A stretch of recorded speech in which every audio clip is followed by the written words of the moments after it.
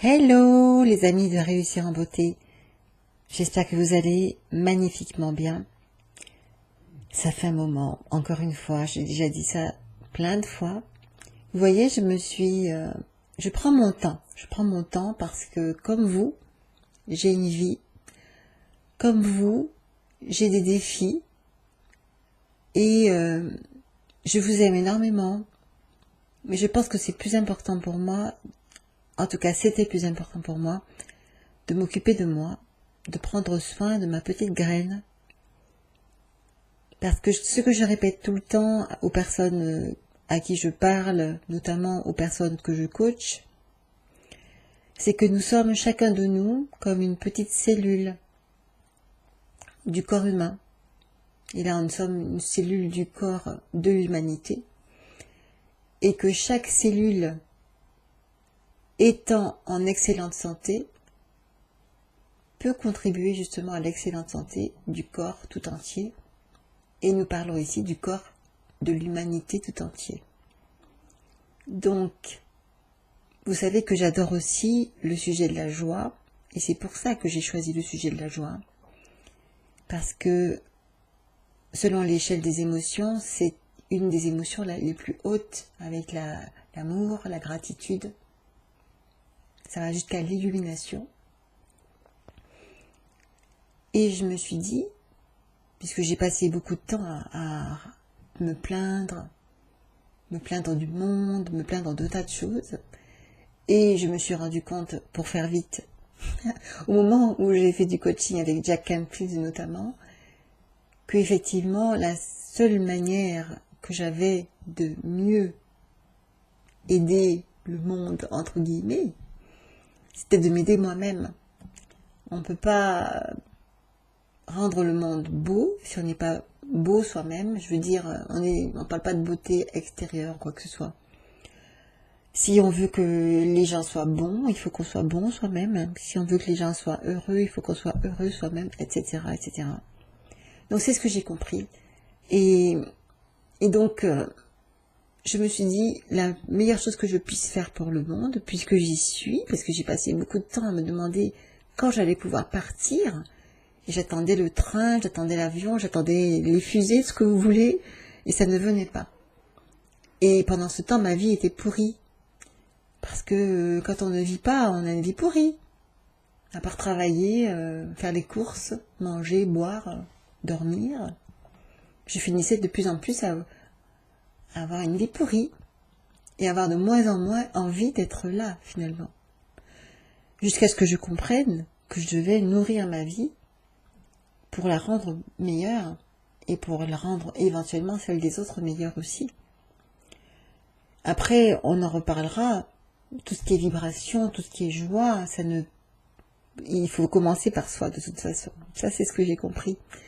Donc, excusez-moi si je vous choque. En fait, j'étais comme ça quand j'étais petite déjà, et c'est après que petit à petit, je me suis transformée en quelqu'un de moins joyeux. Mais j'étais déjà joyeuse quand j'étais petite, quand j'étais très jeune. Je me souviens que quand les gens étaient malheureux, quand ils étaient tristes, notamment aux enterrements, je ne comprenais pas cette tristesse. D'abord parce que je savais encore que passer de l'autre côté, c'était joyeux. C'était même plus joyeux que ce qu'on a ici. Donc pour moi, c'était absolument pas cohérent d'être triste quand quelqu'un mourait.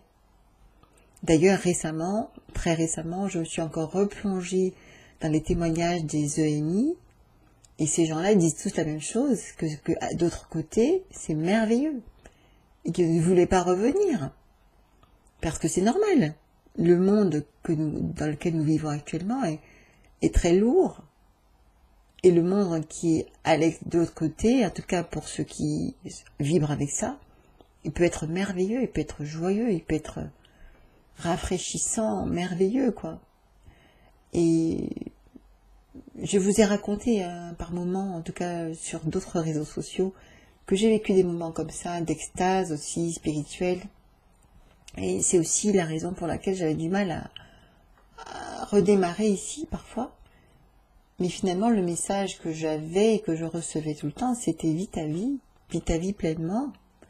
Et donc, plus tu seras joyeuse, plus tu seras joyeux, toi, qui m'écoutes, plus tu seras honnête avec toi-même, plus tu seras authentique, plus tu pourras amener quelque chose de beau sur cette terre. Donc si tu veux chanter, chante. Si tu veux faire des meubles, fais des meubles. Si tu veux faire de la poterie, fais de la poterie. Si tu veux écrire un livre, écris un livre. Mais c'est pas en attendant, tu n'attends pas le sauveur. Le sauveur, c'est toi-même. J'ai longtemps cru au sauveur parce que j'ai été élevée dans une religion où on croyait au sauveur, à la fin du monde, etc. Mais je me suis rendu compte, en devenant pas athée, mais agnostique à un moment donné, que c'était les hommes. Quand il y avait quelque chose qui se passait sur Terre, c'était les hommes qui le faisaient. Que ce soit quelque chose de bon ou de mauvais. Donc en fait, chacun doit choisir ce qu'il veut faire, ce qu'il veut être. Et plus nous serons nombreux à vouloir choisir la joie, la paix, les bonnes actions, etc., plus la Terre sera belle aussi. Donc, c'est à nous de créer un paradis sur Terre. Si on trouve que ce n'est pas un paradis, c'est à nous de le créer. D'ailleurs, personnellement, je trouve que nous sommes dans une phase de pourrissement, effectivement, dans certains aspects, qui permet justement à cette nouvelle terre paradisiaque de pouvoir renaître. Parce que la nature est ce qu'elle est. Regardez autour de vous. Quand quelque chose pourrit, c'est que c'est en train de faire naître autre chose. Il suffit de planter n'importe quelle graine pour le savoir. Hein. Et voilà, donc ce que je voulais vous dire, parce que je vois autour de moi plein de personnes qui pleurent, qui se plaignent de ci, de ça, de gens qui meurent aussi. Et en fait, ça fait partie de la vie, tout simplement. Moi, j'ai toujours su ça. J'ai vraiment pas peur de la mort. Au contraire, j'avais envie de mourir, moi. Maintenant, j'ai compris que, quoi qu'il arrive, je ne meurs pas comme ça. Le jour où je mourrai, je serai très contente. Mais pour l'instant, comme je ne vais pas me tuer moi-même, je vais accepter la vie, non seulement l'accepter, mais en plus lui rendre honneur, lui rendre grâce, et faire de mon mieux pour vivre ma vie et l'offrir aussi aux autres. Voilà. Donc c'est pour ça que j'ai choisi la joie, il y a très longtemps. C'est pour ça que toutes mes communications professionnelles, en tout cas, sont autour de la joie. J-O-I-E. Je le répète, donc J comme jeu pour jouer, et le jeu aussi de l'authenticité, de l'originalité. Le O de orthophonie, en tout cas oralité, arriver à s'exprimer, à exprimer ce qui on est, de plusieurs manières possibles, même sans en parler. Le I comme avec des interactions avec les autres, donc des interactions aussi joyeuses que possible, aussi respectueuses que possible. Et finalement le E, l'enthousiasme, c'est le moteur à la fois le moteur et à la fois la conséquence de tout ça. Donc quand on a réussi à réunir tout ça dans la petite graine qu'on est, eh bien on peut donner sa joie, on peut la vivre, on peut l'exprimer, on peut la déployer.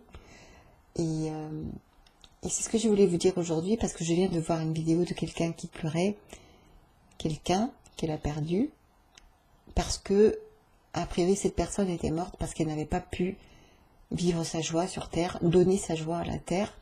Je peux comprendre ça, parce que moi, j'ai passé des années aussi à me plaindre de la Terre, et donc à ne pas pouvoir donner ma joie.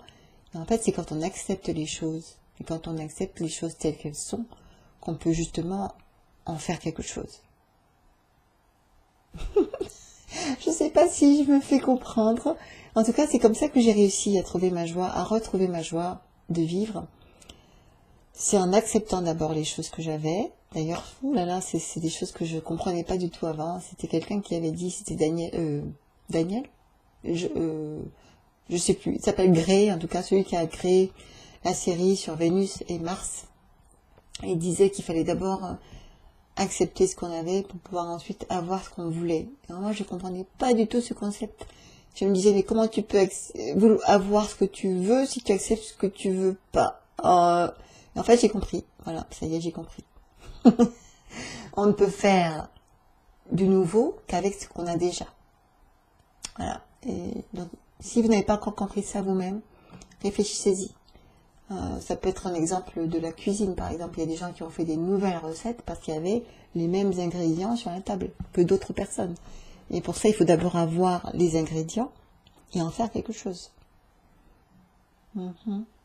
J'ai plein d'histoires. Il y a des contes sur ça aussi. Sur un empereur, par exemple, qui avait perdu tout son empire, tout son château, etc.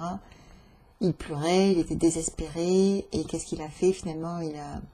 Il a compris qu'il fallait récupérer les pierres qui étaient dans les éboulis, dans son palais qui s'était effondré. Il avait récupéré les pierres, il avait reconstruit son palais.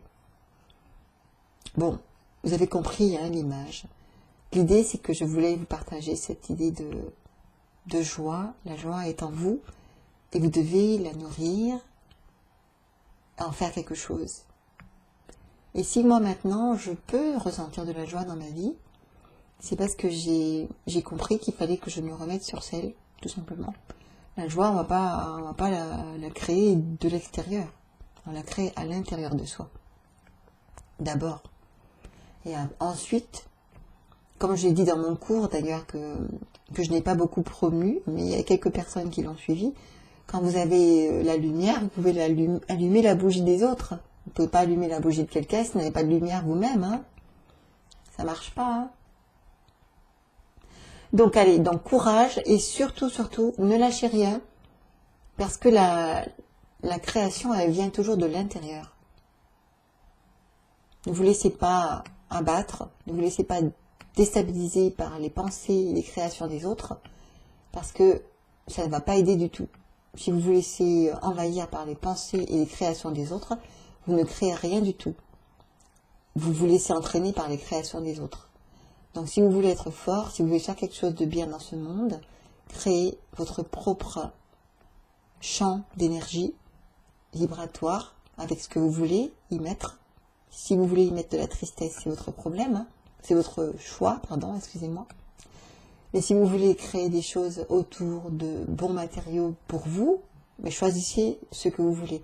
Moi, j'ai trouvé que c'était plus la joie, la paix, l'amour, des choses comme ça que je voulais mettre dans mon champ vibratoire.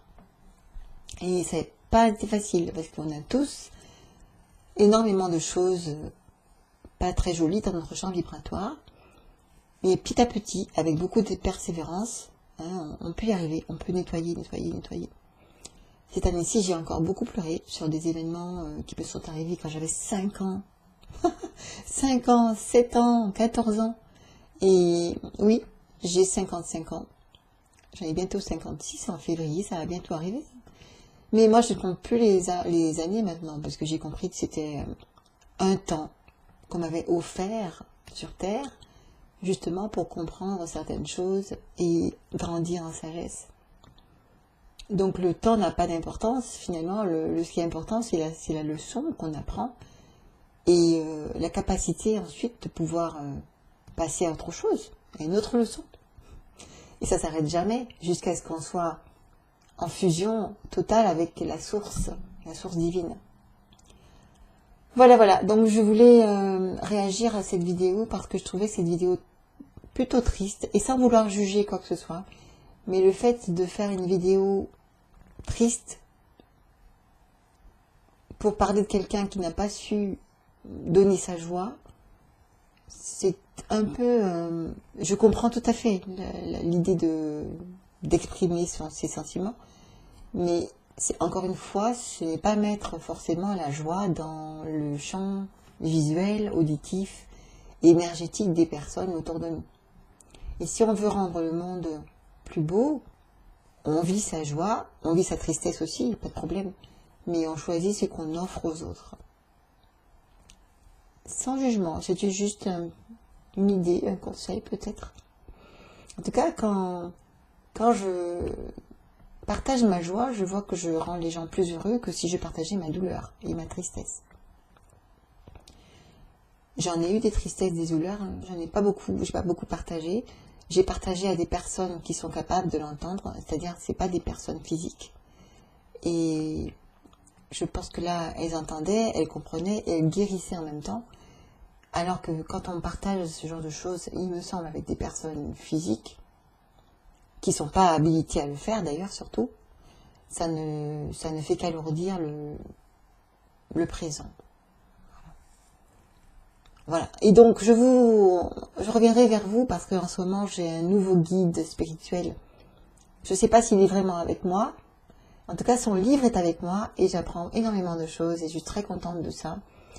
Et j'en parlerai certainement encore et encore parce que je vais y revenir. Je vais essayer de rester sur ce livre, non seulement pour la 2e, 3e, 4e lecture, mais pour peut-être la 10e, 11e, 12e, jusqu'à ce que je sois bien nourrie et que j'ai bien compris tout ce qu'il a dit et surtout bien pratiqué et bien vu les effets de ce qu'il pratique et de ce qu'il demande de pratiquer. Voilà. Merci de m'avoir écouté. Si je mets cette vidéo en ligne, et si vous la regardez, c'est que je l'ai mise. Et on se dit à bientôt. Communiquez avec joie, contactez la joie en vous et partagez-la autour de vous.